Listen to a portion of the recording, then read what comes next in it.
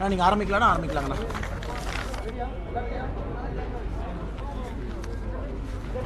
நீங்க சொல்ல வேண்டியது முதல்ல சொல்லிடுங்க. சரிங்க. அன்பு ஊடக நண்பர்களுக்கு வணக்கம். இன்று கோவை நாடாளுமன்ற தொகுதியினுடைய தேர்தல் அலுவலகம் திறந்து வைக்கப்பட்டிருக்கிறது.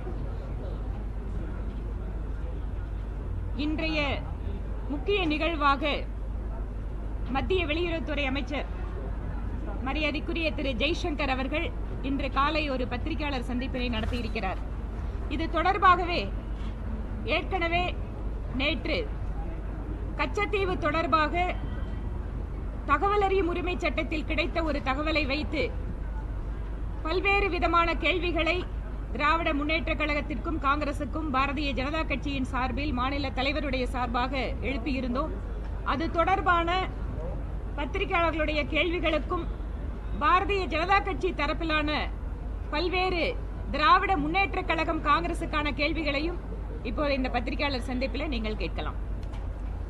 அன்பு நண்பர்களுக்கு என்னுடைய வணக்கத்தை சொல்லி, நம்முடைய தலைவர்கள் எல்லோரும் இந்த பத்திரிகையாளர் சந்திப்பில் நம்மோடு இருக்கின்றார்கள். இன்று காலை டெல்லியில் நம்முடைய வெளியுறவுத்துறை அமைச்சர் திரு ஜெய்சங்கர் அவர்கள் முழுமையாக இந்த கச்சத்தீவு பற்றி, குறிப்பாக என்னென்ன முடிவுகள் எடுக்கப்பட்டிருக்கிறது என்பதை பற்றியெல்லாம் ரொம்ப விலாவரியாக பேசியிருந்தார். அதனுடைய தொடர்ச்சியாக இன்று பாரதிய ஜனதா கட்சி, நம்முடைய மாநில அரசு, குறிப்பாக திராவிட முன்னேற்ற கழகம் அவர்களுக்கு சில கேள்விகள் வைத்திருக்கின்றோம். இத்தனை காலமாக திராவிட முன்னேற்ற கழகம் அதனுடைய தலைவர்கள் எல்லாம் தமிழகத்திலே சொன்ன கட்டுக்கதை, கச்சத்தீவு காங்கிரஸ் ஆட்சி கொடுத்துட்டாங்க, எங்களுடைய போராட்டத்தையும் தாண்டி கொடுத்துட்டாங்க, எங்களை கேட்காம கொடுத்துட்டாங்க, அதனால் நாங்கள் கண்டனம் செய்கின்றோம் என்று பாராளுமன்றத்திலிருந்து வெளிநடப்பு செஞ்சாங்க. குறிப்பாக அப்பொழுது பாராளுமன்ற உறுப்பினராக இருந்த செல்லியன் ஐயா பாராளுமன்றத்தில் இதை பற்றி தெல்ல தெளிவாக என்ன பேசியிருந்தார்னா, அப்போதைய முதலமைச்சர் டாக்டர் கருணாநிதி அவர்கள்ட்ட யாருமே கேட்கல, எங்களுடைய அனுமதி கேட்கல, எங்களுக்கு தகவல் கூட சொல்லலை, காங்கிரஸ் அரசு எதையும் கேட்காமல் அவர்கள் பாட்டு கச்சத்தீவை கொடுத்திருக்கிறாங்க, இதை வன்மையாக கண்டித்து நாங்கள் வெளிநடப்பு செய்கின்றோம் என்று கலாட்டா செய்து அன்னைக்கு உள்துறை அமைச்சராக இருந்த ஸ்வரன் சிங் அவர்களை பாராளுமன்றத்தில் பேசக்கூட திராவிட முன்னேற்ற கழகத்தினுடைய எம்பிக்கள் விடல, குறிப்பாக செலியன் அவர்கள் விடல. காரணம், தமிழக மக்களை வஞ்சித்திருக்கின்றார்கள், ஏமாற்றியிருக்கின்றார்கள். ஆனால் இன்னைக்கு கச்சத்தீவு சம்பந்தமாக பெறப்பட்ட ஆவணங்கள், ஆர்டிஐ மூலமாக பெறப்பட்ட ஆவணங்களை ஒரு முறை படிக்கும் பொழுது மிக தெளிவாக அன்னைக்கு நம்முடைய வெளியுறவுத்துறை செயலாளர் கேவல் சிங் அவர்கள், director historical division BK Basu அவர்களோடு இணைந்து கலைஞர் கருணாநிதி அவர்களை secretariat conference room Fort Saint மெட்ராஸில் 19 ஜூன் 1974 காலையில் 11 மணிக்கு சந்திக்கிறாங்க. அந்த சந்திப்பு 1 மணி நேரம் செல்கிறது. அந்த சந்திப்பு முடிந்த பிறகு அந்த சந்திப்பினுடைய குறிப்புகளை டைப் அடித்து வெளியுறவுத்துறை அமைச்சர்களுக்கு ஒரு இன்புட்டாக அதை பதிவு செய்திருந்தார்கள். இத்தனை காலமாக இது கிளாசிஃபைடு மெட்டீரியலாக இருந்துச்சு. இன்னைக்கு அந்த மினிட்ஸ் ஆஃப் த மீட்டிங்கை நாம் பார்க்கும் பொழுது அதில் மிக தெல்ல தெளிவாக தெரிகிறது, கச்சத்தீவு கொடுப்பதற்கு 1 மாத காலத்திற்கு முன்பு வெளியுறவுத்துறை செயலாளர் கேவல் சிங் அவர்கள் தமிழ்நாட்டினுடைய முதலமைச்சர் திரு கருணாநிதி அவர்களை சந்தித்து அனுமதியை பெற்று அதன் பிறகு கச்சத்தீவு இலங்கைக்கு கொடுக்கப்பட்டது என்பது தெல்ல தெளிவாக இந்த நோட்ஸ் நமக்கு காட்டுது. இந்த நோட்ஸ் பார்த்தீங்கன்னா இது போல கிட்டத்தட்ட ஒரு 9 பக்கத்திற்கான நோட்ஸ். அவங்களுடைய 1 மணி நேரம் நடந்த பிரீஃபிங், என்ன பேசினாங்க அப்படிங்கிறது 9 பக்கத்துக்கான நோட்ஸ். இதை முழுவதுமாக இன்னைக்கு பத்திரிகையாளர்கள் நாங்கள் வெளியிடுகின்றோம். நேற்று பேசியது, இன்று பேசியது எல்லா காப்பியும் உங்களுக்கு கொடுத்துட்றோம். இதில் மிக முக்கியமானது, அன்னைக்கு முதலமைச்சராக இருந்த கலைஞர் கருணாநிதி அவர்கள் கேட்குறாங்க, இதை ஒரு 2 வருடம் தள்ளி போட முடியுமா? இன்னைக்கு வேண்டாம், 2 வருடம் தள்ளி போட்டு கச்சத்தீவை நீங்கள் தார வாருங்க, இன்னைக்கு வேண்டாம் என்று சொல்கிறாங்க.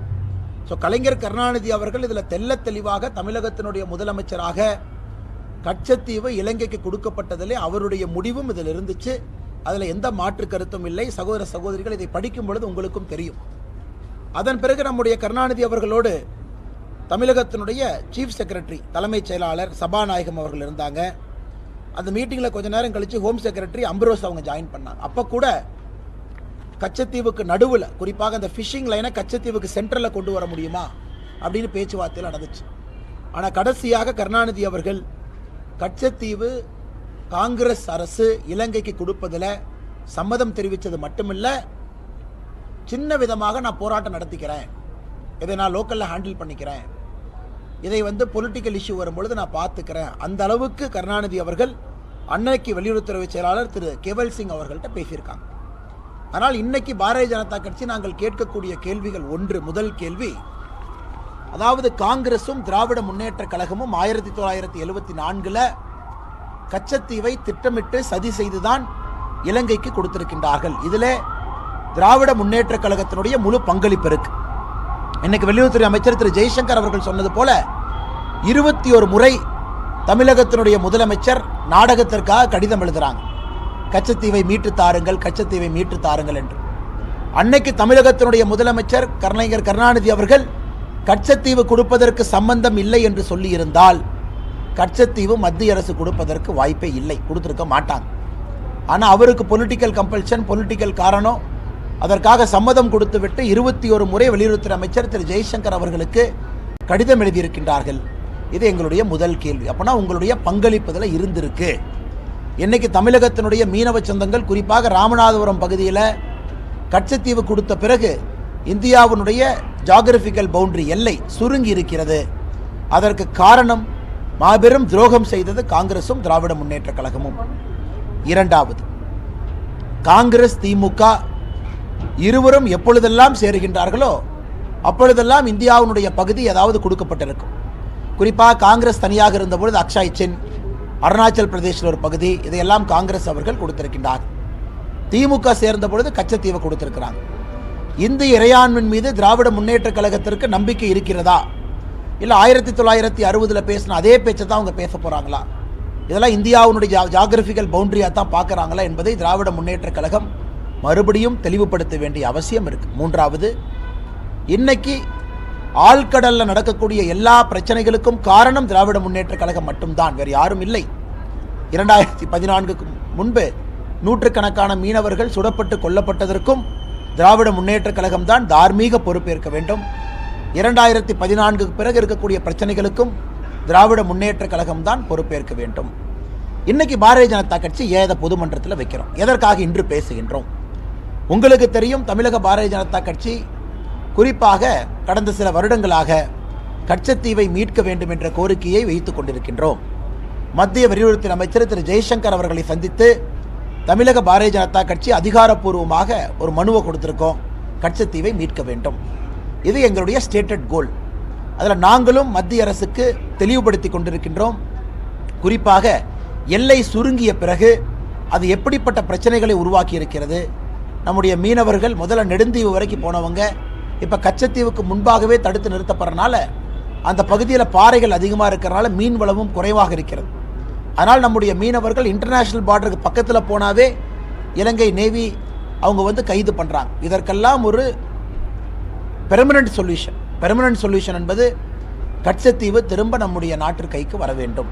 அது மட்டும் இல்லாமல் ஆர்டிக்கல் 6 அதன்படி தமிழக மீனவர்கள் கச்சத்தீவில் போய் வலையை போடலாம், உலர்த்தலாம், அங்கே கச்சத்தீவில் இருக்கலாம், ஆனால் தங்கக்கூடாது என்கின்ற ஆர்டிக்கல் 6ஐயும் கூட இந்த அக்ரிமெண்ட்டுக்கு பிறகு ஒரு வருடம் கழித்து அதையும் கூட காங்கிரஸ் ஆட்சி ஃபாரின் செக்ரட்டரி லெவல் கொழும்புல இந்தியாவில் 2 ஃபாரின் செக்ரட்டரி இணைந்து ஆர்டிக்கல் 6ஐயும் வாபஸ் வாங்கிட்டாங்க.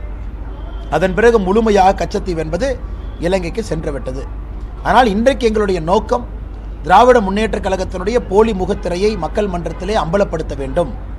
எந்த அளவுக்கு சதி வேலையை செய்துவிட்டு கிட்டத்தட்ட இதே ஸ்டோரியை கடந்த 45 வருடங்களுக்கு மேலாக கச்சத்தீவு எங்களை கேட்காம கொடுத்துட்டாங்க, எங்கிட்ட அனுமதி கேட்கல அப்படின்னு தம்மா தும்மான் பார்லிமெண்ட்ல எல்லாம் குதிச்சு இது ஏதோ காங்கிரஸ் செய்த சதி போல் பேசிக் கொண்டிருக்கின்றார்கள். ஆனால் இன்று நம் அனைவருக்கும் தெரியும், இந்த கச்சத்தீவை தாரை வார்த்தது காங்கிரஸ் மட்டுமல்ல, திராவிட முன்னேற்ற கழகம் சேர்ந்து செய்திருக்கக்கூடிய சதி.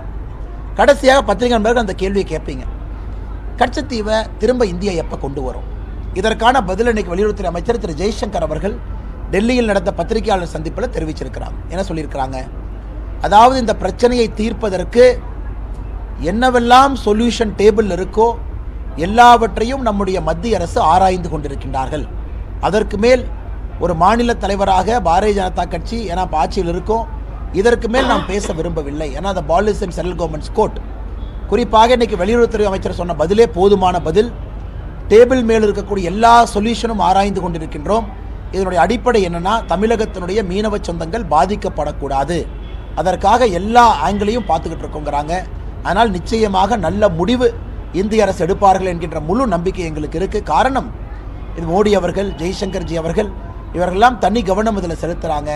ஆனால் இன்னைக்கு நாம் தெரிந்து கொள்ள வேண்டும், இது இல்லீகலி இலங்கைக்கு கொடுக்கப்பட்ட ஒரு பகுதி, இதுதான் உண்மை. இது அன்னைக்கே அடல் பிகாரி வாஜ்பாய் ஐயா பாராளுமன்றத்தில் மிக மிக கடுமையாக எதிர்த்திருந்தார்கள். இன்னைக்கு பத்திரிகை நண்பர்களுக்கு சம்பந்தமான கேள்வி இருந்தால் கேளுங்கன்னே பதில் சொல்றேன்.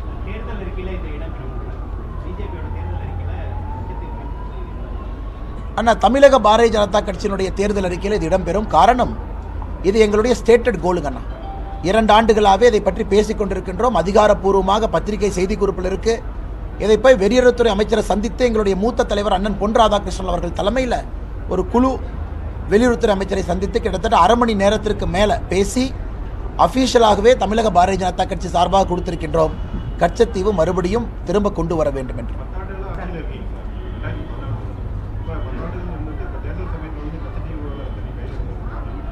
ஆனால் தேர்தல் சமயம்னு பார்க்காதீங்கன்னா, அதாவது இது குறிப்பாக எப்படி இது இன்னைக்கு வெளியே வந்துச்சுன்னா, நம்முடைய முதலமைச்சர் அவர்கள் மிக கடுமையாக ராமநாதபுரத்தில் ஒரு பொதுக்கூட்டத்திற்கு தேர்தல் அறிவிப்பதற்கு ஒரு மாதத்திற்கு முன்பு மிக கடுமையாக நம்முடைய பிரதமரை பற்றி கடுமையாக பேசியிருந்தார். நான் லெட்டர் எழுதினேன், கச்சத்தீவே வரல, நாங்கள் துரோகிகள் அல்ல, கச்சத்தீவு எங்களுக்கு தெரியாமல் கொடுத்தாங்க, அது இதுன்னு பேசியிருந்தாங்க ராமநாதபுரத்தில் மீனவர்கள் சபையில். அதன் பிறகுதான் உண்மையாலும் இது என்னன்னு கண்டுபிடிக்கணும், திராவிட முன்னேற்ற கழகத்தினுடைய பங்கு என்ன இருக்கு. ஏன்னா ஒரு பக்கம் நாம் சொல்லியிருக்கோம், நாம் எலெக்ஷனுக்காக கையில் எடுக்கல, 2 வருட காலமாகவே சொல்லிக் கொண்டிருக்கின்றோம் கச்சத்தீவை திரும்ப கொண்டு வரணும். இன்னைக்கு சொல்றதா அன்னைக்கு சொல்றேங்கண்ணா. ஸோ முதலமைச்சர் பேசிய பிறகு இதில் என்ன இருக்கு, என்ன நடந்திருக்குது என்று கண்டுபிடிப்பதற்காக ஆர்டிஐ மூலமாக அப்ளை செய்யப்பட்ட பொழுது இதெல்லாம் பொதுவெளியில் இல்லாத டாக்குமெண்ட். அதனால் வெளியுறவுத்துறை அமைச்சரவையில் அவங்க முடிவெடுத்தாங்க, பப்ளிக் இன்ட்ரெஸ்ட், தமிழக மக்களுடைய நலனுக்காக, இந்திய மக்கள் நலனுக்காக ஒரு கிளாசிஃபைடு இன்ஃபர்மேஷனை டீக்ளாசிஃபை பண்ணி ஆர்டிஐயில் அவர்கள் கொடுத்தார்கள். அது வந்ததே பார்த்தீங்கன்னா ஒரு வாரம் 10 நாட்களுக்கு முன்பு. இன்று இந்திய அளவில் இது பேசும் பொருளாக மாறியிருக்கிறது. குறிப்பாக இந்தியாவினுடைய முன்னணி ஆங்கில பத்திரிகை இதை 2 பாகமாக பிரசுரம் செய்த பிறகு எல்லா மக்களுக்கும் கூட என்னன்னு தெரிஞ்சிருக்கு. முதல்ல மக்களுக்கு உண்மை தெரியணும், ஹிஸ்டரி தெரியணும். இன்னைக்கு மக்களுக்கு உண்மையான சரித்திரம் தெரியப்படுத்த வேண்டிய கடமை இருக்கு.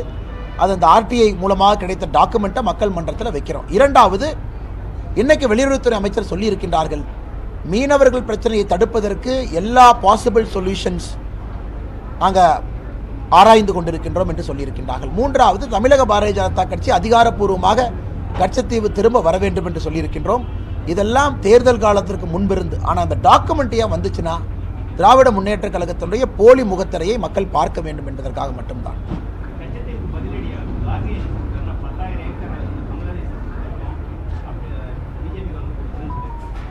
அண்ணா ஓகேண்ணா, அதாவது இந்த 1974 இந்தியா 2-3 அக்ரிமெண்ட் போட்டுச்சு. இந்த கச்சத்தீவு சமயத்தில் பார்த்தீங்கன்னா அப்பொழுதும் பங்களாதேஷோடு 2-3 அக்ரிமெண்ட் நம்ம போட்டோம்.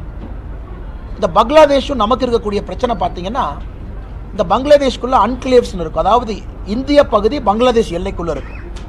அந்த எல்லைக்கு நீங்கள் போக வேண்டும் என்றால் பங்களாதேஷ் எல்லைக்குள்ளே போய் இந்திய பகுதிக்கு போகணும்.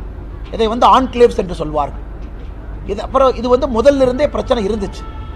1974 கொஞ்சம் பகுதி பங்களாதேஷுக்கு கொடுக்கப்பட்டது.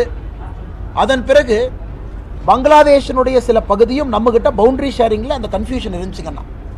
அதனால் இன்னைக்கு நம்முடைய அரசு வந்த பிறகு யாருக்கும் எந்த பிரச்சனையும் இல்லாமல் பங்களாதேஷுக்குள்ளே போகிறதற்கு போய்த்தான் இந்தியன் பார்டருக்கு போக முடியுங்கிற நிலைமையெல்லாம் இன்னைக்கு எடுத்து, குறிப்பாக நமக்கும் பங்களாதேஷுக்கும் இந்த கங்கை நதி அதோடைய ஃபரூக்கா பேரேஜ் அப்படிங்கிற ஒரு பிரச்சனை நமக்குள்ள இருந்துச்சு. அதற்கு இன்னைக்கு தீர்வு நாம் கண்டுபிடித்திருக்கின்றோம். நமக்கும் பங்களாதேஷுக்கும் இருந்த பவுண்டரி தீர்வை கண்டுபிடிச்சிருக்கோம். அதனால் மரியாதைக்குரிய காங்கிரஸினுடைய தலைவராக இருக்கக்கூடிய மல்லிகார்ஜுன் கார்கே அவர்கள் சரித்திரம் தெரியாமல் பேசுகிறாங்க. இது இந்தியாவுடைய பகுதியை எந்தவித பிரதிபலனும் இல்லாமல் கொடுத்துருக்கோம். அதாவது nothing in return from Sri Lanka, இலங்கையிலிருந்து ஒரு பைசா கூட நமக்கு லாபம் இல்லை. இதனால் இந்திய மீனவர்கள் இலங்கை கடற்பகுதிக்கு வரலாம், மீன் பிடிக்கலாம், கொடுங்க, அது வேற. இலங்கை பகுதி வரைக்கும் வரலாம், வேற. இந்தியன் ஃபிஷர்மேன் ரைட்ஸ் எவ்வளோ லைசன்ஸ் கொடுக்குறோம் அது வேறங்கன்னா எதுவுமே இல்லாமல் இந்தியாவின் நிலப்பரத்தை கொடுத்து இந்தியாவினுடைய பவுண்டரியை சுருக்கி ஆர்டிக்கல் 6 கச்சத்தீவு வரை செல்ல அனுமதி இருந்த ஆர்டிக்கல் 6ஐயும் எடுத்திருக்காங்க. அதனால் மரியாதைக்குரிய மல்லிகார்ஜுனன் கார்கே அவர்களுக்கு தெரியும் இதுவும் அதுவும் ஒன்றல்ல. இது இந்தியாவினுடைய இறையாண்மையை கேள்விக்குறியாக்கி இருப்பது ஜூன் 1974 காங்கிரஸ் அரசு செய்த செயல்.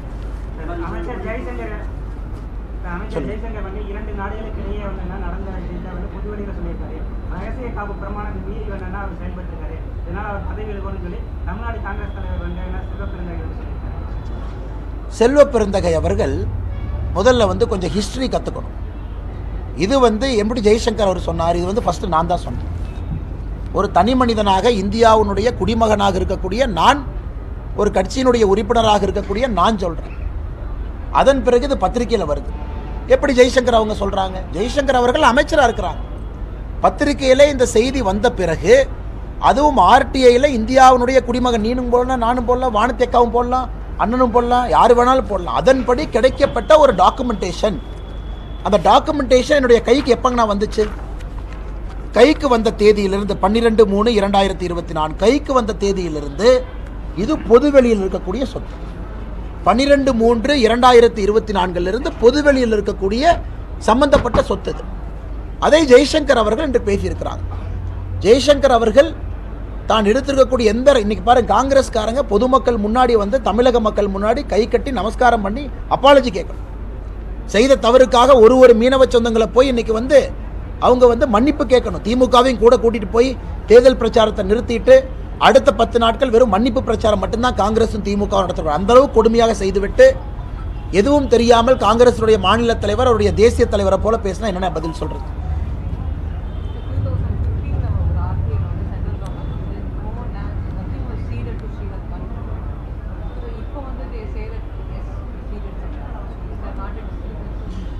Madam, I don't see any discrepancy, madam, because now after this document is declassified now, we know for a fact that this was not a deal that was done legitimately. Meaning, 1968, the Indian Prime Minister, Madam Indira Gandhi, and her counterpart from Sri Lanka, Senanayaka ji, both met. Even then, there was a lot of questions over why the meeting happened on Kachativu. Now the document, as you are yet to read this, madam. Once you read it after the press conference, as a very reputed reporter, you will clearly understand that including the Attorney General and our senior bureaucrats in the Ministry of External Affairs, they are very clear. India has a clear legal right over Kachativu. Despite all their file notings, they were overruled. And this Kachativu was given without any quid pro quo. So, we have to understand, madam, Kachativu was clearly till 1948. It was given by East India Company under the Jamindari rights to Raja of Ramanathapuram from 1875 to 1948. Until then, Raja of Ramanathapuram enjoyed undisputed privileged rights, including collection of pearls from there. And the duty and everything was paid only to the Madras Presidency.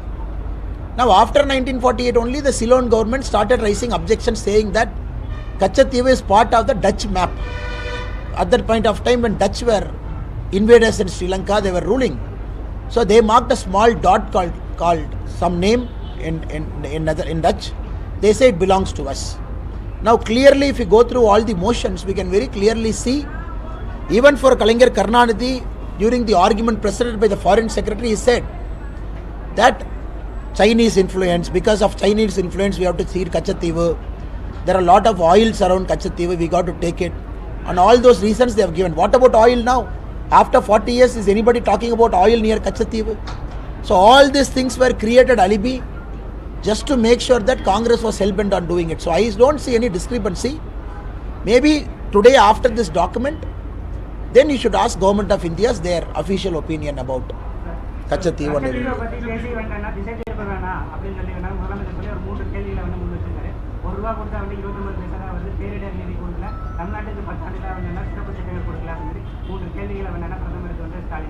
இதுக்கான முதலமைச்சர் அவர்களுக்கு selective amnesia இருக்கு. அவர் அப்பப்போ வானதி ஸ்ரீனிவாசன் அக்கா அவர்கள், நிர்மலா சீதாராமன் அவர்கள், நம்முடைய மூத்த தலைவர்கள்லாம் பதில் சொல்லிகிட்டே இருக்காங்க. அதை கேட்க மறந்துடுறாரு, இல்லை கேட்டால் அவருக்கு புரியறதில்லை. அதாவது முதலமைச்சர் என்ன சொல்கிறாருன்னா, கோபாலபுரம் அரசு போடக்கூடிய பட்ஜெட்டில் பட்ஜெட்ரி கிராண்டாக வர்றது மட்டும்தான் கணக்கு. இன்னைக்கு 45 லட்சம் விவசாயிகளுக்கு வருடத்திற்கு 6000 ரூபா வருது. கேஸ் சப்சிடி 400 ரூபா 300 ரூபா வருது. இதையெல்லாம் சேர்த்தக்கூடாதா? அதையெல்லாம் சேர்த்த மாட்டாங்களாம்மா? ஏன்னா அது மோடி ஐயா நேரடியாக கொடுக்கறதாம்மா.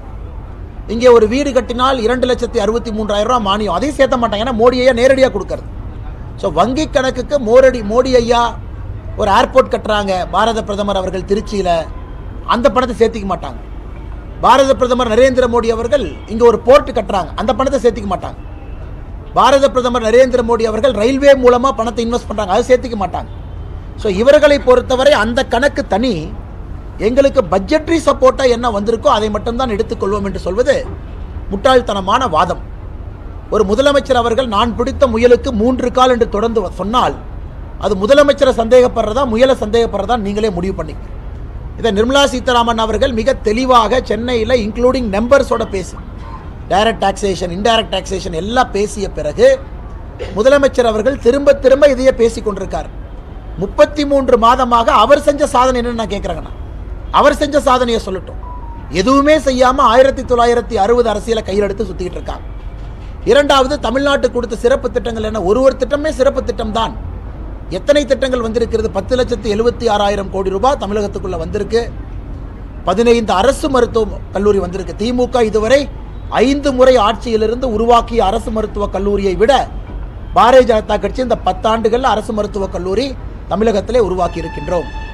அதே போல ஒரு போர்ட் எடுங்க, உள்கட்டமைப்பு எடுங்க, ஏர்போர்ட் எடுங்க, எல்லா வசதிகளும் அடித்தட்ட பாருங்க, சாதாரண மக்களுக்கு கொண்டு வரக்கூடிய திட்டங்களை பாருங்க. எங்களை பொறுத்தவரைக்கும் எல்லாம் ஸ்பெஷல் திட்டம் தான். முதலமைச்சர் அவர்களுக்கு 50,000 கோடி ஒரு திட்டம் போட்டால் தான் இவங்க தனியாக டெண்டர் கமிஷன்லாம் கொடுக்கணும்னு நினைச்சாங்கன்னா அந்த மாதிரி ஸ்பெஷல் திட்டம்லாம் தேவையில்லை. மக்களுக்கு 10,76,000 கோடி முத்ரா கடன் தமிழக நம்பர் 1. இன்னைக்கு நம்ம கோயம்புத்தூரில் இருக்கிற மாவட்டத்தில் நம்பர் 1. 2 லட்சம் கோடி ரூபாய் முத்ரா உள்ள நம்ம வாங்கியிருக்கோம். இது ஸ்பெஷல் திட்டம் இல்லையா? இந்தியாவில் நம்பர் 1 இருக்கும். இது ஸ்பெஷல் திட்டம் இல்லையா? அதனால் முதலமைச்சர் அவர்கள் கேட்குற கேள்விக்கு பதில் சொல்லணும். அதாவது எதற்காக நீங்கள் எங்களை கேட்காம கச்சத்தீவை கொடுத்தான்னு எதுக்கு சொன்னாங்க? அவருடைய பாராளுமன்ற உறுப்பினர் பாராளுமன்றத்திலிருந்து எதுக்கு வெளிநடப்பு பண்ணாங்க? அவங்க வெளிநடப்பு செய்த போது பேசின பேச்சு என்ன? ஆனால் இன்னைக்கு உண்மை வெளிவந்த பிறகு முதலமைச்சர் அவர்கள் தான் திசை திருப்ப முயல்கின்றாரோ தவிர உண்மையைத்தான் நாங்கள் மக்கள் மன்றத்திலே வைக்கின்றோம். ஆனால் கொஞ்சம் சத்தமாக சொல்லுங்கண்ணே. Sorry.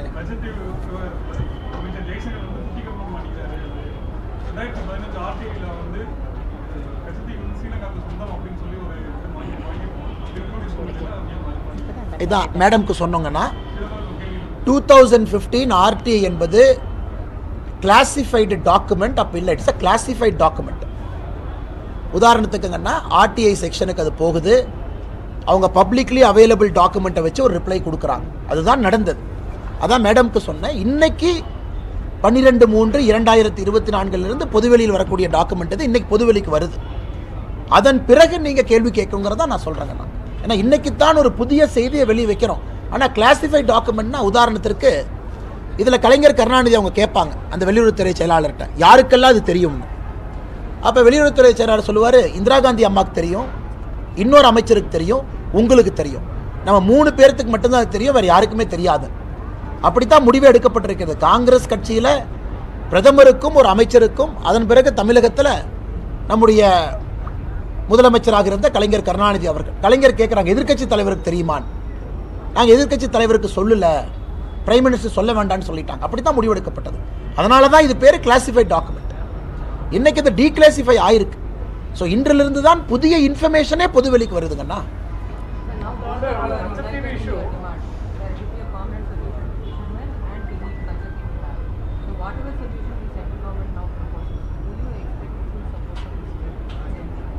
Madam, they are duty bound to give support, madam, because they have created this problem.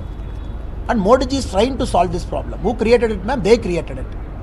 And we still remember, Madam Sushma Swaraj ji had to come all the way to Ramanathapuram, pacify our fishermen when they started protesting, when their kith and kin started getting arrested in the high seas. These are the early parts of our government, and even during Vajpayee Ayya's government. Now gone are the days. Now you are seen shooting happening at very high level in the high sea.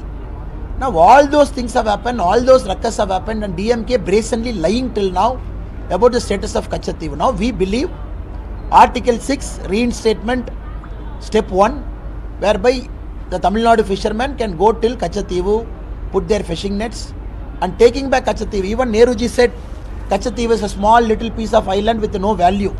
So that is how Congress sees Kachativu. That is Nehruji's position. No value. Except a church, there is nothing. Blade of grass is not there. So now, historically, strategically, now because of China and whatever is happening around Sri Lanka, you all know it better. So Kachativu should be in India's presence. For us, we are looking very practically. Our fishermen should not suffer. That is our stated position. And the state government is duty bound to support it because they created this problem and we are trying to solve this problem.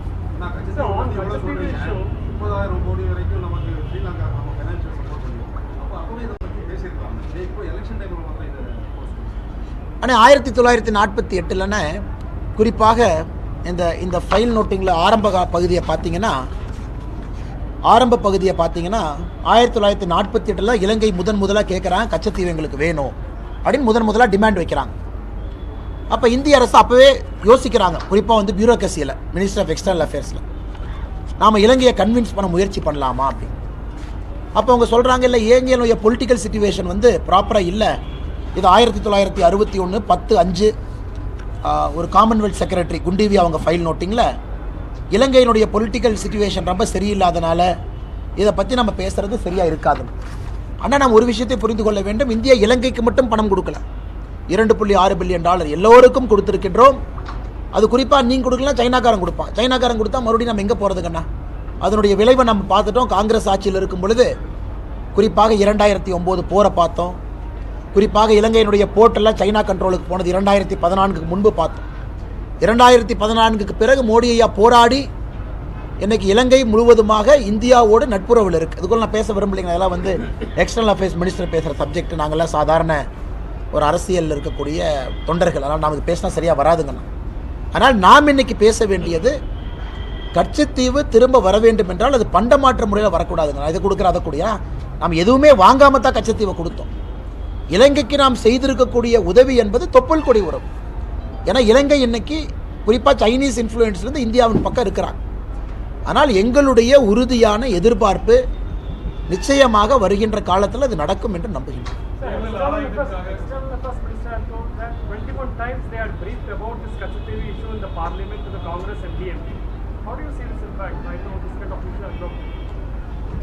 Sir, I see this as a chief minister of a state blatantly and openly lying, knowing fully well his father ceded Kachativu. He was part of Madam Indira Gandhi's decision illegally without keeping parliament in the loop. The reason I'm saying this with a lot of confidence, sir, because the Article 1 in the Constitution of India that defines the boundary of a country, and nobody can alter a boundary or include anything to a country without the parliament's approval. That is Article 1. So in this case, without keeping parliament was informed by the Home Minister Swaran Singh ji. The parliament was just informed after the maritime agreement between India and Sri Lanka got signed.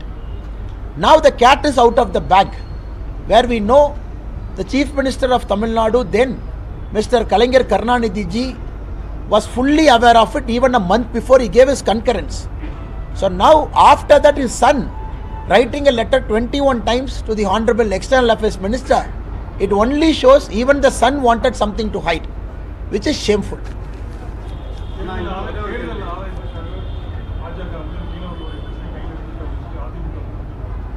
ஆனால் இதில் என்ன தேர்தல் ஆதாயம் நான் கேட்குறேங்க. 2 ஆண்டுகளாக கச்சத்தீவு தமிழகத்தோடு இந்தியாவோடு இருக்க வேண்டும் எல்லாம் சொல்கிறோம். பொன்னாரண்ண தலைமையில் ஒரு குழு 2 ஆண்டுகளுக்கு முன்பே போய் நம்முடைய வெளியுறவுத்துறை அமைச்சரை பார்க்குறாங்க. அப்போ எங்கே தேர்தல் வந்துச்சுங்கண்ணே?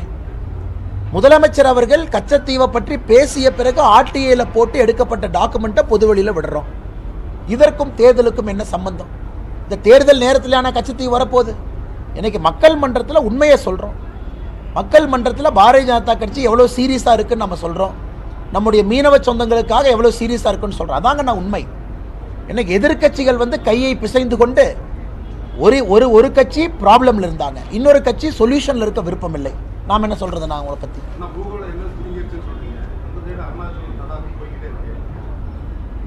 போகலையே இல்லைங்கண்ணா. அருணாச்சல் எங்கே போயிருக்கு, லடாக் எங்கே போயிருக்கு, எங்கே போயிருக்குண்ணா, எங்கே போயிருக்கு, எங்கே எங்கே போயிருக்கு, எங்கே போயிருக்குண்ணா, எங்கே போயிருக்கு. 1960 காலகட்டத்தில் நடந்த வாரில் சைனாவோடு அக்ஷாய் சின்ன கொடுத்தோம் அஃபீஷியலாக.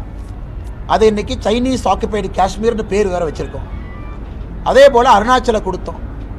இன்றைக்கி தவாங்குள்ள ஒரு பகுதி, இன்றைக்கி தவாங்குள்ள இந்தியாவுக்குள்ளே இருக்கக்கூடிய தவாங்குக்கு போனாவே அங்கே இருக்கக்கூடிய சைனா பிரச்சனை பண்ணுறான்.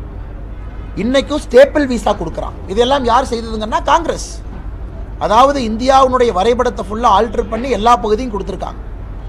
நாம் வந்த பிறகு நிறைய பீக்கை கிளைம் பண்ணியிருக்கோம். இல்லீகலாக யாரெல்லாம் நம்முடைய இடத்தை, குறிப்பாக அக்ரெசிவ் சைனா பெரிய பெரிய பீக்கு எல்லாம் வின்டர் காலத்தில் பிடிக்கணும்னு நினைக்கிறாங்க.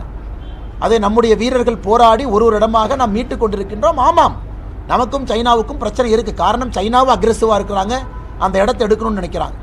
நாமளும் அக்ரெசிவாக இருக்கோம், அந்த இடத்தை நமக்கு வச்சிருக்கணும், இதற்கு முன்பு பிடிச்ச இடத்தையும் எடுக்க வேண்டும் என்று நினைக்கின்றோம். அதிகாரப்பூர்வமாக எங்கே நம்ம கொடுத்துருக்கோங்கண்ணா? சைனாவில் சொன்னாங்களா அல்லது இந்தியன் அரசு சொல்லிச்சா? வேறு யார் சொன்னாங்கண்ணா? அதனால் அதிகாரப்பூர்வமாக இந்தியாவுடைய எல்லை பகுதியை, குறிப்பாக காஷ்மீர் பகுதியும் அருணாச்சல் பகுதியும் சைனாவுக்கு கொடுத்திருப்பது காங்கிரஸ் தான். இன்னைக்கு காங்கிரஸ் எப்பெல்லாம் ஆட்சியில் இருக்காங்களோ பிரச்சனை தான். இன்னைக்கு இதெல்லாம் வெளியே வந்த பிறகு திசை மாற்றுவதற்காக காங்கிரசினுடைய தலைவர் மரியாதைக்குரிய மல்லிகார்ஜுன கார்கே அவர்கள் இதை பற்றி பேசிக் கொண்டிருக்கிறார்.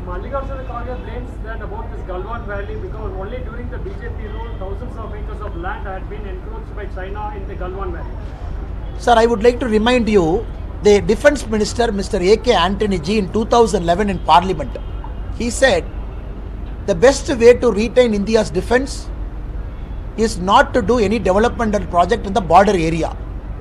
He said if you do developmental project in the border area, the neighboring countries will feel threatened. That is why in India's border area, not even a single road was put, not even a tunnel was built. That is A.K. Antony Ji of Congress government. Now after we have come, we are securing all the border areas. We are building tunnels, we are building 6-lane roads. The fighter jet bases are getting created. Transport flights are getting landed. Now in this context, we all know an aggressive China, when it is trying to take India's land, India is fighting back. What happened in Galwan is a classic case where a bellicose China wanted to take India's territory. And our brave soldiers, we fought it. And we have also secured some high passes now, which is in India's control. Now if there is one party in India which cannot speak about India's territorial integrity, it is Congress party.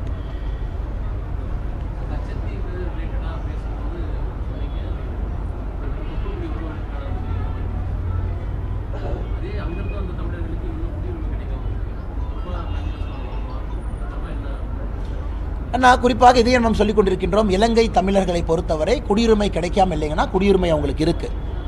14 ஆண்டு காலம் இங்கே இருந்திருக்கணும், தொடர்ச்சியாக 11 வருஷம் இங்கே இருந்திருக்கணும், குடியுரிமை கிடைக்குது. எத்தனையோ பேருக்கு குடியுரிமை கிடைக்காம இல்லைங்கண்ணா. ஸோ குடியுரிமை யாருக்கும் மறுக்கப்படல. இந்த சிட்டிசன்ஷிப் அமெண்ட்மெண்ட் ஆக்ட் என்பது அது அந்த 5 ஆண்டுகள் யார் இந்தியாவில் 2014க்குள்ளே வந்திருக்கிறாங்களோ அவர்களுக்கு குடியுரிமை கொடுப்பதற்காக கொண்டு வரப்பட்ட சட்டம் தான் சிட்டிசன்ஷிப் அமெண்ட்மெண்ட் ஆக்ட். ஆனால் இலங்கை தமிழர்களுக்கு யாரும் குடியுரிமை மறுக்கவில்லை, குடியுரிமை கிடைக்குது. நம்முடைய ஆட்சியிலையும் குடியுரிமை கொடுத்துருக்கோம். ப்ரொவைடட் 14 வருஷத்தில் 11 ஆண்டுகள் இந்தியாவில் வாழ்ந்திருக்கணுங்கண்ணா. இன்றைக்கி நம்முடைய அரசு வந்த பிறகு குறிப்பாக அமித்ஷாஜி அவர்கள் இதை பற்றி 2-3 இடத்துல கிளாரிஃபை பண்ணியிருக்காங்க. இது குறிப்பாக சிஏஏ என்பது ரிலீஜியஸ் பெர்சிக்யூஷன். அந்த நாடுகள்லாம் இஸ்லாமிக் ரிபப்ளிக் என்று சொன்ன காரணத்தினால் அங்கே இருக்கக்கூடிய மற்ற மதத்தினர் வெளியே வந்திருக்காங்க. கிறிஸ்தவர்கள், இந்துக்கள், சீக்கியர்கள் எல்லாரும் வெளியே வந்திருக்கிறாங்க. அவர்களுக்கான சட்டம். ஸோ இது குடியுரிமை இல்லை அப்படின்னு சொல்லக்கூடாதுன்னா, குடியுரிமை இருக்குது, குடியுரிமை வாங்கிட்டு இருக்காங்க. இப்போ ரெண்டாவது இன்னும் டீட்டெயில் அதுக்குள்ளே போய் வாரின் போது வந்திருக்கிறாங்க. அதாவது 1984 வாருக்கு பிறகு யார் ரெஃப்யூஜியாக வந்திருக்கிறாங்களோ, வாருக்கு பிறகு சண்டைக்கு பிறகு ரெஃப்யூஜியாக வந்திருக்கிறாங்க கேம்பில். ரெஃப்யூஜியாக வர்றவங்க இந்தியாவை பொறுத்தவரை எல்லா ரெஃப்யூஜியும் நாம் ஒரு பிரின்சிபல் ஃபாலோ பண்ணுறோம். ஏன்னா ஐநா சபையினுடைய ரெஃப்யூஜி ட்ரீட்டி நம்ம சைன் பண்ணலை. 1951, 69 நம்ம சைன் பண்ணாதனால ரெஃப்யூஜிஸை பொறுத்த வரைக்கும் திரும்ப அந்த ஊரில் பிரச்சனை சரியான பிறகு அவர்கள் அங்கே செல்ல வேண்டும். இது பிரின்சிபல் ஆஃப் நான் ரிஃபால்மெண்ட் அப்படிங்கிற ஒரு பாலிசியை இந்தியா ஃபாலோ பண்ணுது. இது 1950 ஃபாலோ பண்ணுறோம். இது புதுசாக பிஜேபி கவர்மெண்ட் வந்தோடனே இல்லைங்கன்னா, காங்கிரஸ் ஆட்சியிலும் இதே தான். ரெஃப்யூஜிஸை பொறுத்தவரை, அதாவது இலங்கை தமிழர்களில் யார் ரெஃப்யூஜியாக ஒரு போருக்காக அங்கிருந்து தப்பிச்சிங்க வந்து நம்முடைய நாட்டில் இருக்கிறாங்களோ அவர்களுக்கு என்டையர்லி டிஃப்ரெண்ட் சிஸ்டம்.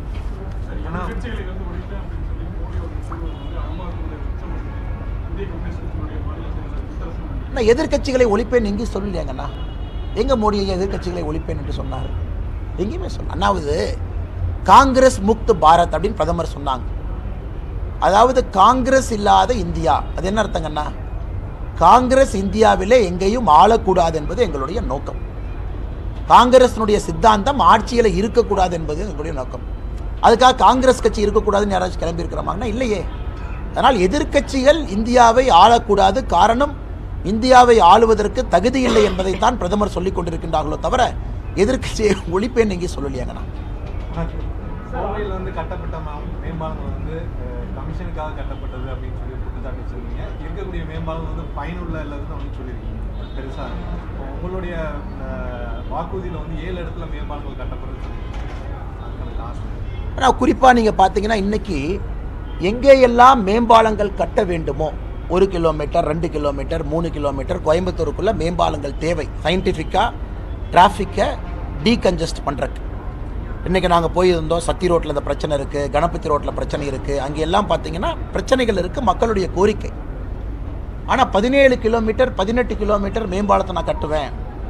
குறிப்பாக அது வந்து இதை வந்து ரொம்ப சிம்பிளாக சால்வ் பண்ண முடியும், 3 அடுக்கில் சால்வ் பண்ண முடியும், மல்டிபிள் டிராஃபிக்கை கொண்டு வர முடியும். அதனால் கோவையை பொறுத்தவரை அன்சைன்டிஃபிக்காக மேம்பாலம் கட்ட வேண்டும் என்பதற்காக மேம்பாலம் கட்டுவது வேறு, மேம்பாலம் வேண்டும் என்பதற்காக மேம்பாலம் கட்டுவது வேறு. நான் மேம்பாலங்கள் இருக்கக்கூடாதுன்னு எங்கேயும் சொல்லிங்கன்னா, கோயம்புத்தூரில் கட்டப்பட்ட நிறைய மேம்பாலங்கள் தேவையில்லாத மேம்பாலங்கள் கமிஷனுக்காக கட்டப்பட்டது என்று தான் நான் சொல்லியிருக்கேன்.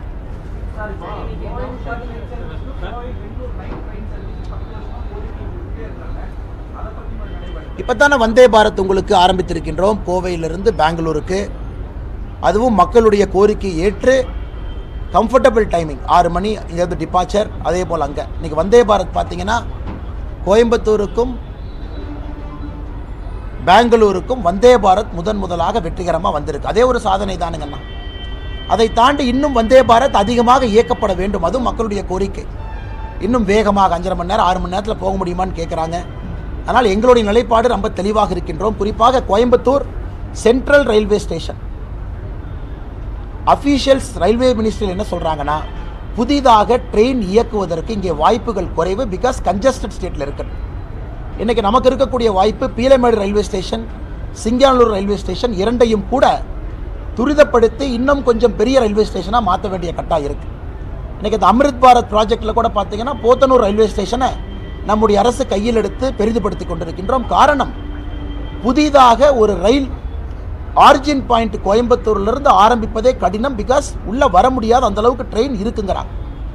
அப்படி இருக்கும் பொழுது பீலமேடு சிங்கானூர் இதெல்லாம் பயன்படுத்தி கோயம்புத்தூரிலிருந்து மரியாதைக்குரிய சகோதரர் சொல்வது போல இன்னும் புதிய வழித்தடங்கள் வேண்டும் என்றால், அதுவும் நம்முடைய தேர்தல் வாக்குறுதியில் ஒரு வாக்குறுதியாக வச்சுருக்கோங்கன்னா, இதே பாயிண்ட்டுக்காக தான் வச்சுருக்கோம்.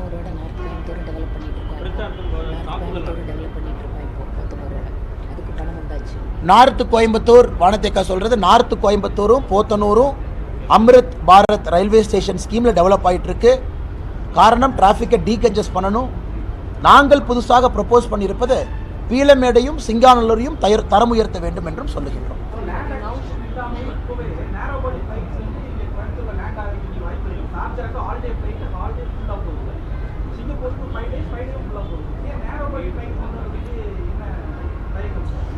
அண்ணா இல்லை ஏற்புடையதான். நேரோ பாடி ஃப்ளைட் வேண்டும், யாரும் இல்லைன்னு சொல்ல, எல்லாமே இருக்குது, ஃப்ளைட் வருது, யாரும் இல்லை என்று சொல்லவில்லை. ஆனால் இன்றைக்கி உங்களுக்கு தேவை, ஓகே திரும்ப பழைய ஸ்டோரிக்குள்ளே போகணுமே.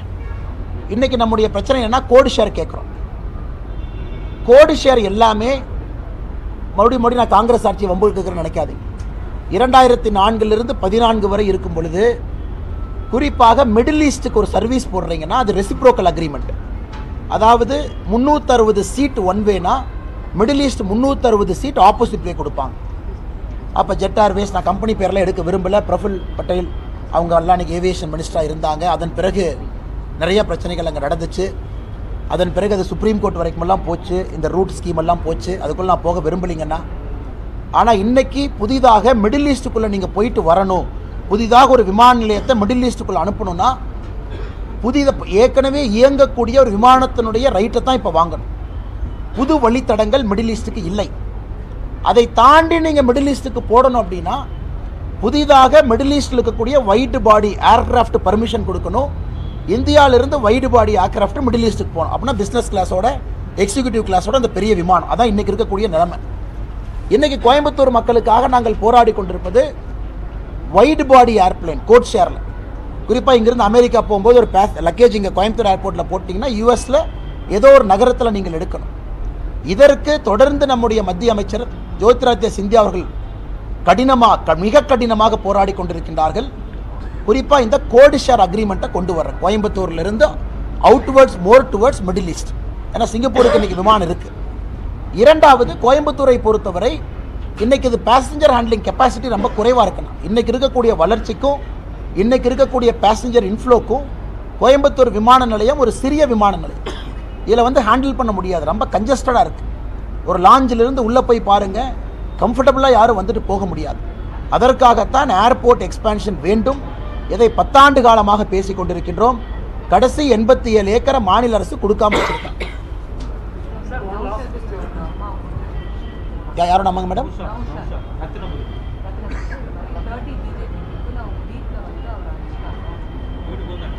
இதெல்லாம் அரசியல் எப்பவுமே கொடுக்கறதாங்க. அதாவது எங்களுடைய 3 தொண்டர்கள் வாக்கு சேகரிக்க போகிறாங்க. கல்லால் அடித்து கலாட்டா பண்ணி கைது செய்து 5 நாட்கள் கழித்து இன்றைக்கி திமுக காரங்கெல்லாம் போய் அவங்க அம்மாவை கிளப்பி கம்ப்ளைண்ட் கொடுக்குறாங்கன்னா கோயம்புத்தூருடைய அரசியல் எப்படி இருக்குன்னு பாருங்கள். 5 நாட்கள் கழிச்சு, அதுவும் கல்லடிப்பட்டு எங்களுடைய தொண்டர்கள் மருத்துவமனையில் இருக்கிறாங்க. அப்படி யாராச்சும் போவாங்களா? எங்களுக்கு எந்த பகுதியில் செல்ல வேண்டுமோ அந்த பகுதியில் தான் போகிறோம். இத்தனை கோயம்புத்தூருக்குள்ளே இத்தனை இடத்துல போய் வாக்கு சேகரிக்கிறாங்க. எங்கேயாச்சும் பிரச்சனை வந்திருக்கா? இந்த நௌஷாத் என்கின்ற மனிதன் தானே பிரச்சனை ஆரம்பிச்சிருக்கான். இந்த ஏரியாக்குள்ளே வரக்கூடாது, இது நோ பவுண்ட்ஸ் ஏரியா, இது ஒரு பர்டிகுலர் சமுதாயம் மட்டும்தான் வாழுவாங்க, இதெல்லாம் பேசியது யார்? நௌஷாத். காவல்துறை அப்போவே 2 பக்கம் விசாரிச்சாங்கல்ல, எதுக்கு நௌஷாதை கைது பண்ணாங்க? அப்போ காவல்துறை அன்னைக்கு விசாரிச்சாங்க, எலெக்ஷன் கமிஷன் அஃபீஷியல்ஸ் பாட்டுக்கு போனாங்க. ஸோ 5 நாட்கள் கழித்து புதிதாக ஒரு கம்ப்ளைண்ட் கொடுக்குறாங்கன்னா இதில் அரசியல் உள்நோக்கம் என்ன இருக்குது என்பதை நீங்களே புரிந்து கொள்ள வேண்டும். அண்ணே மறுபடி சொல்லுங்கண்ணே. அதெல்லாம் பொய் கேஸ்ண்ணே, அதெல்லாம் பார்த்துக்கலாண்ணே. 5 நாள் கழித்து கைது பண்ணி ஜெயிலில் வச்சதுக்கப்புறம் 5 நாள் கழித்து ஒரு புது கம்ப்ளைண்ட்டை கொடுத்தா திமுக காரர் இது பின்னாடி இருக்கா. இதை விட என்னென்ன சொல்கிறது, அதெல்லாம் பார்த்துக்கலாம் அஃபீஷியல்.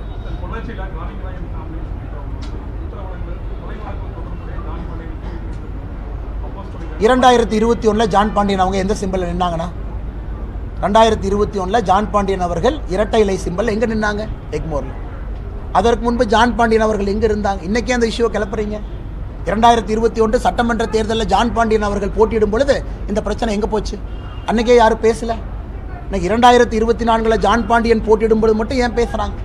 எங்களை பொறுத்தவரை ஒரு கட்சி நீங்கள் நடத்தும் பொழுது சுப்ரீம் கோர்ட்டில் என்ன சொல்லியிருக்காங்க? அக்யூட்டல் சொல்லியிருக்காங்க. எமோஷனாக கட்சி நடத்த முடியாது. சுப்ரீம் கோர்ட்டினுடைய ஃபைனல் தீர்ப்பு என்ன? நாங்கள் எல்லோரையும் மதிக்கின்றோம், எல்லோரையும் சமமாக பார்க்கின்றோம். அப்படின்னா சுப்ரீம் கோர்ட்டினுடைய தீர்ப்பை எதிர்த்து இந்த கட்சி வேலை செய்யணுமா? சுப்ரீம் கோர்ட்டினுடைய ஃபைனல் தீர்ப்பு அக்யூட்டல்னு இருக்கு. ஸோ இன்னைக்கு நாங்கள் சுப்ரீம் கோர்ட்டினுடைய தீர்ப்பு தப்புன்னு நீங்கள் சொல்கிறீங்களா? அதனால் ஒரு கட்சி ஒரு தேசிய கட்சியாக நீங்கள் நடத்தும் பொழுது ஒரு சிஸ்டம், ஒரு ப்ராசஸ் தானே ஃபாலோ பண்ணும். இதே ஜான் பாண்டியன் அவர்கள் 2021 ரெட்டலை சிம்பல் நிற்கிறாங்க, அன்னைக்கு பிரச்சனை இல்லை. ஆனால் இன்னைக்கு ஜான் பாண்டியன் அவர்கள் தாமரை சிம்பல் நின்னா பிரச்சனை. இது என்ன நியாயம்? அதுதான் நான் பதில் சொல்லியிருக்கேன். அப்போ உச்சநீதிமன்றத்தினுடைய தீர்ப்புப்படி தான் நாங்கள் போக முடியும். எல்லோரையும் மதிக்கின்றோம், எல்லோருக்கும் சமமாக இருக்கின்றோம். எங்களை பொறுத்தவரை ஒரு ஃபைனல் ஆர்டர் என்ன, அதை பொறுத்து தான் நாங்கள் முடிவெடுக்கின்றோம். அது 2021 ஒரு தன்மை, அது 2021 அப்புறம் இந்த 3 வருஷத்தில் நிலைமை எதுவும் மாறலிங்கன்னா, 2021 தேசிய ஜனநாயக கூட்டத்தில் இருந்தார், அன்னைக்கும் பாரதிய ஜனதா கட்சியில் இருந்தார். 2024 தேசிய ஜனநாயக கூட்டத்தில், இன்னைக்கு அதிமுக இல்லை, அவ்வளோதான். இந்த 3 வருஷத்தில் என்ன புதுசாக மாறி இருக்கு? எங்களுடைய டெசிஷன் நாங்கள் இன்னைக்கு மாத்திரக்கு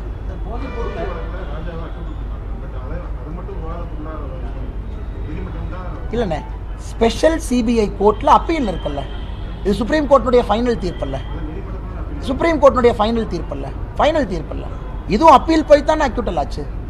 இப்போ அந்த தீர்ப்புக்கு மேலே எங்கே போவீங்கன்னு நான் கேட்குறேன். இன்னைக்கு ராஜா அவர்களுக்கு உச்சநீதிமன்றம் சுப்ரீம் கோர்ட்டு ஃபைனலாக இவர் நிரபராதின்னு சொல்லிட்டு உங்கள் வாதத்தை நான் ஏற்றுக்கிறேன். ஏன்னா அதான் ஹையஸ்ட் இந்த லேண்ட் இருக்கக்கூடிய கோர்ட். நான் சுப்ரீம் கோர்ட்டினுடைய தீர்ப்பை குறிப்பிட்றேன். நான் வந்து ஒரு ட்ரையல் கோர்ட்டினுடைய தீர்ப்பை குறிப்பிடல. ஏன்னா ட்ரையல் கோர்ட்டினுடைய எல்லா தீர்ப்பும் இன்னைக்கு அப்பீல் இருக்குது. இன்னைக்கு ஸ்பெஷல் சிபிஐ கோர்ட்டில் ட்ரையல் போயிட்டு இருக்கு. நான் சொல்வது இந்தியாவுடைய ஃபைனல் கோர்ட் சுப்ரீம் கோர்ட்டில் இருக்கக்கூடிய ஃபைனல் தீர்ப்பு. அதுக்கு மேலே அப்பீலுக்கு நான் எங்கே போவேன்னு நான் கேட்குறேங்க.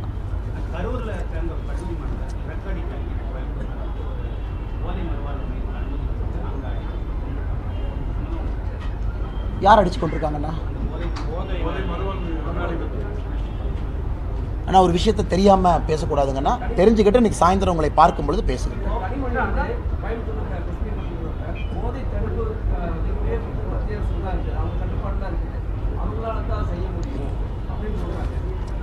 ஆனால் NDPS சட்டம் அந்த எனக்கு பிரச்சனை என்னன்னா, இந்த திமுக அரசியல்வாதிகிட்ட பேசிய மூளை மழுங்குது. NDPS சட்டம் யாருக்கு அதிகாரம் கொடுக்குது? ஒரு லோக்கல் ஸ்டேஷன் ஹவுஸ் ஆஃபீஸருக்கு அதிகாரம் கொடுக்குது. ஒரு சப் இன்ஸ்பெக்டர் ஆக்ஷன் எடுக்கலாம், DYSP ஆக்ஷன் எடுக்கலாம், சூப்பர்டென்ட் ஆஃப் போலீஸ் ஆக்ஷன் எடுக்கலாம். அப்போ NDPS சட்டத்தை திருத்திடுவோமா? இந்த narcotic drugs psychotropic substances act, அந்த ட்ரக்ஸுக்கு இருக்கக்கூடிய ஒரே சட்டம் NDPS சட்டம். அது மாநில அரசுக்கு அதிகாரம் கொடுக்கிறது. இங்கே இருக்கக்கூடிய காவல்துறை அதை செயல்படுத்துறதுக்கு தான் காவல்துறைக்கு இருக்கு. அதனால தான் தமிழ்நாடு அரசுலேயே காவல்துறையில் ஆன்டி ட்ரக் செல் வச்சிருக்காங்க. கனிமொழி அவர்கள் ஏதாச்சும் உளறாங்கன்னா எப்படி அதுக்கு நான் பதில் சொல்றேன்? Sir, regarding this Kachatti fisherman issue right now, the other stated that the DMK should be responsible for all the death and the killing of fishermen in the sea, as well, which has been killed by Sri Lanka. With this situation, are they not the citizens of India? Why not the government of India make Sri Lanka accountable for all these deaths? Sir, you have to understand. Now, whichever death has happened, so even now when a boat gets seized, picked up, each boat has got a GPS which gets submitted in Sri Lankan court. If the driver is coming for the second time, different punishment, driver different punishment. I am not going to get into it, sir. I will not get into these matters. Now we have to understand the point what I am trying to make. After you have reduced the area of Kachativu, your boundary has shrunk. Until then you are going beyond what is so called the international boundary of India now. So that is what I am arguing. Since you have shrunk that boundary, so whatever has happened in that boundary, it is DMK that is responsible, which is officially a Sri Lankan boundary now. I am asking about the killing of fishermen by the Sri Lankan Navy. In fact, why not they become the accountable for all these killings? Correct, sir. Every time it killing happens, it is a matter of dispute between two countries. The other country will say, I have entered my boundary, so I have taken the recourse to shooting to stop you despite my warning. That is the other country's argument. Our argument is you are within our boundary. So that is why the matters are in court. That is why we fight it out. But you say that DMK should take responsibility for... Naturally they should take... Anna, very simple, Anna. This is the boundary, initial boundary. You reduce the boundary here. You are given this boundary to Sri Lanka. So whatever has happened here, who is responsible? It is Sri Lanka. Okay. நன்றி.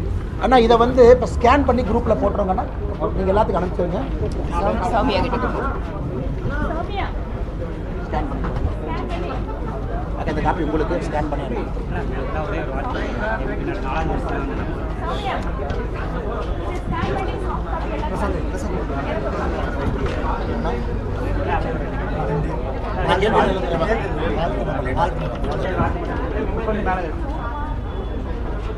நம்முடைய ABP நாடு வெற்றிகரமாக 4வது ஆண்டிலே அடியெடுத்து வைத்திருக்கிறது.